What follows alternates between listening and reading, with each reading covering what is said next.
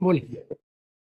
सावंतवाडी मतदारसंघाचे लोकप्रिय आमदार सन्माननीय दीपकभाई केसरकर साहेब यांचा 18 जुलै रोजी वाढदिवस होत आहे आणि आम्ही सप्ताह म्हणून तो साजरा करत आहोत.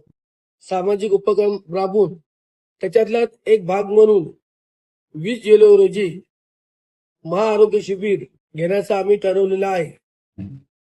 आणि या आरोग्य शिबिरामध्ये बेळगावचं केरी हॉस्पिटल आणि डॉक्टर कोरे यांची टीम असं संयुक्त विद्यमाने हे महाआरोग्य शिबिर आम्ही करण्याचं ठरवलेलं आहे.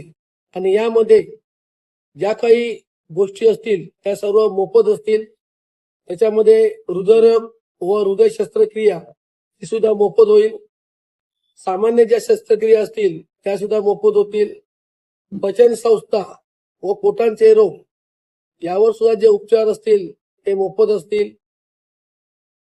फिजिओथेरपी ही सुद्धा मोफत असेल.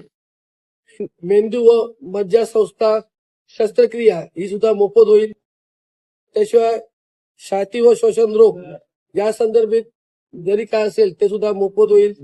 कान नाक घसा कर्करोग तपासणी, स्त्रीरोग व प्रसूती, बालरोग, नेत्ररोग, ECG, त्वचारोग, टुडिको, मधुमेह, त्याप्रमाणे दंत व मुख्य जबडा शस्त्रक्रिया ही सुद्धा मोफत होईल.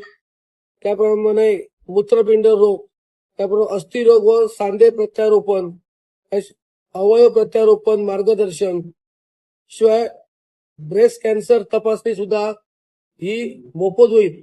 त्यामुळे सावंतवाडी मतदारसंघातील सर्व जनतेने याचा लाभ घ्यावा. आणि हे ठिकाण म्हणजे आमचं कॉटेज हॉस्पिटल या ठिकाणी सकाळी 20 जुलै रोजी सकाळी 10 ते 5 या वेळेत करण्याचे ठरवलेले आहे. आणि याची सर्व जबाबदारी जी आहे ती देव्या सूर्याजी आमचे नगरसेवक आहेत त्याने घेतलेली आहे. आणि आम्ही त्यांना सर्वजण नगरसेवक जे इथं बसलेत, शहर प्रमुख बसलेत आणि सर्व आमचे सुधाकर खतवणकर असतील हे सर्वजण त्याला मदत करतील. आणि हे आरोग्य शिबिर दीपकभाई केसरकर यांच्या जे वाढदिवसानिमित्त आम्ही घेतो ते निश्चितपणे आम्ही यशस्वी करू. सर्व जिल्हा परिषद मधनं सुद्धा लोक आणण्याची आम्ही व्यवस्था करू.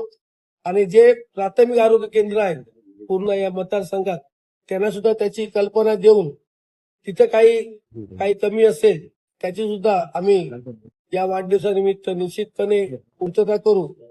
त्याच्यामुळे सर्वांनी या महाआरोग्य शिबिरात ज्यांना तब्येत बरी नाही आहे, ज्यांच्या शस्त्रक्रिया व्हायच्या आहेत त्या सर्वांनी भाग घ्यावा अशी मी सर्वांना विनंती करतो. आणि इथंच थांबतो. जय हिंद, जय महाराष्ट्र. समर्थ न्यूज चॅनल यूट्यूबवर सबस्क्राईब करा व बेल आयकॉनवर क्लिक करा आणि रहा अपडेट.